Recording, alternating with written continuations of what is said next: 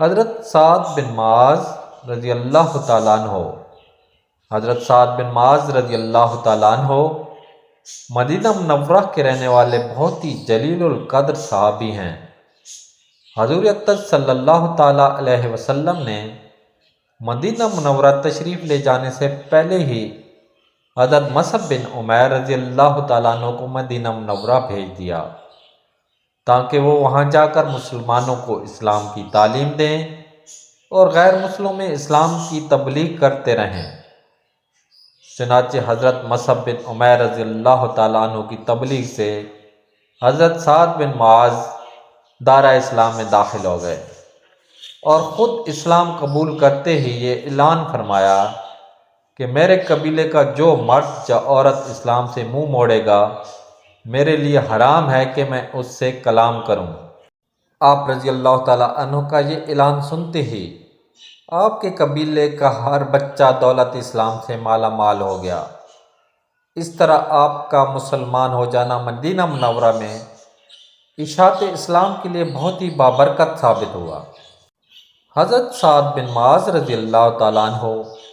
بہت ہی بہادر اور انتہائی نشانہ باز تیر انداز بھی تھے۔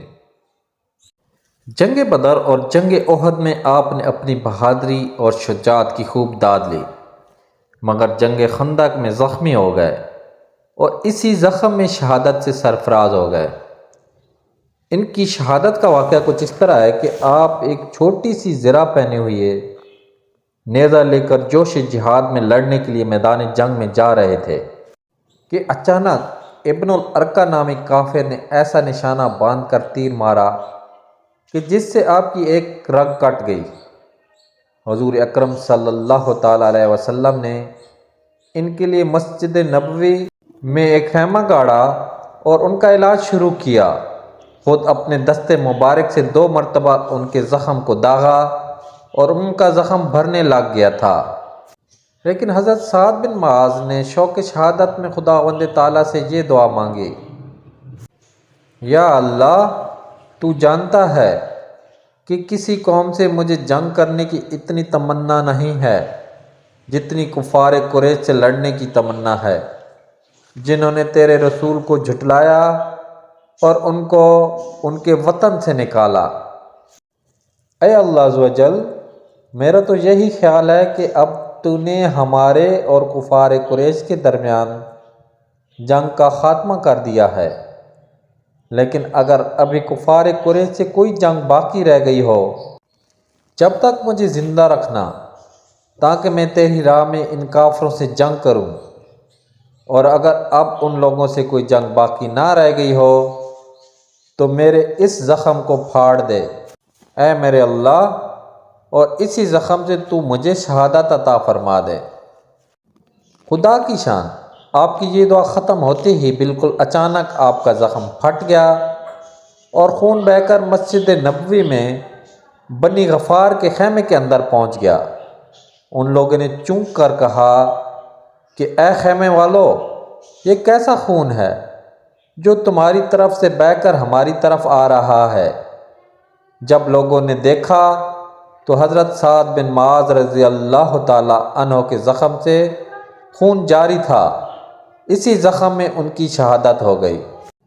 عین شہادت کے وقت ان کے سرہانے حضور انور صلی اللہ تعالیٰ علیہ وسلم تشریف فرما ہیں۔ جان کنی کے عالم میں انہوں نے آخری بار جمال نبوت کا دیدار کیا اور کہا: السلام علیکہ یا رسول اللہ۔ پھر بلند آواز سے کہا کہ یا رسول اللہ صلی اللہ تعالیٰ علیہ وسلم، میں گواہی دیتا ہوں کہ آپ صلی اللہ تعالیٰ علیہ وسلم اللہ کے رسول ہیں اور آپ نے تبلیغ رسالت کا حق ادا کر دیا۔ آپ رضی اللہ تعالیٰ عنہ کا سال وصال 5 ہجری ہے۔ بوقت وصال آپ کی عمر شریف 37 برس کی تھی۔ جنت البقیع میں مدفون ہیں۔ جب حضور اکرم صلی اللہ تعالیٰ علیہ وسلم آپ کو دفنا کر واپس آ رہے تھے تو شدت غم سے آپ کے آنسو قطرات کی شکل میں آپ کی ریش مبارک پر گر رہے تھے۔ آئیے اب ہم آپ کو اس جلیل القدر اور بہادر صحابی کی چند کرامات بتاتے ہیں۔ حضرت عبداللہ بن عمر رضی اللہ تعالیٰ عنہ راوی ہیں کہ رسول اللہ عز و جل صلی اللہ تعالیٰ علیہ وسلم نے فرمایا کہ سعد بن معاذ کی موت سے عرش الہی ہل گیا اور 70,000 فرشتے ان کے جنازہ میں شریک ہوئے۔ محمد بن شرجیل بن حسنہ رضی اللہ تعالیٰ عنہ کا بیان ہے کہ ایک شخص نے حضرت سعد بن معاذ رضی اللہ تعالیٰ عنہ کی قبر کی مٹی ہاتھ میں لی تو اس میں سے مشک کی خوشبو آنے لگی، اور ایک روایت میں یہ بھی ہے کہ جب ان کی قبر کھودی گئی تو اس میں سے خوشبو آنے لگی۔ جب حضور اقدس صلی اللہ تعالیٰ علیہ وسلم سے اس کا ذکر کیا گیا تو آپ صلی اللہ علیہ وآلہ وسلم نے سبحان اللہ فرمایا، اور مسرت کے آثار آپ کے رخسان انور پر نمودار ہو گئے۔ حضرت سلمہ بن اسلم رضی اللہ تعالیٰ عنہ کہتے ہیں کہ جب حضور اقدس صلی اللہ تعالیٰ علیہ وآلہ وسلم حضرت سعد بن معاذ رضی اللہ تعالیٰ عنہ کے خیمہ میں داخل ہوئے تو وہاں کوئی بھی آدمی موجود نہ تھا، مگر پھر بھی حضور صلی اللہ تعالیٰ علیہ وسلم لمبے لمبے قدم رکھ کر پھلانگتے ہوئے خیمہ میں تشریف لے گئے اور ان کی لاش کے پاس تھوڑی دیر ٹھہر کر باہر تشریف لائے۔ میں نے عرض کیا، یا رسول اللہ صلی اللہ تعالیٰ علیہ وسلم، میں نے آپ کو دیکھا کہ آپ خیمہ میں لمبے لمبے قدم کے ساتھ پھلانگتے ہوئے داخل ہوئے، حالانکہ خیمے میں کوئی شخص بھی موجود نہ تھا۔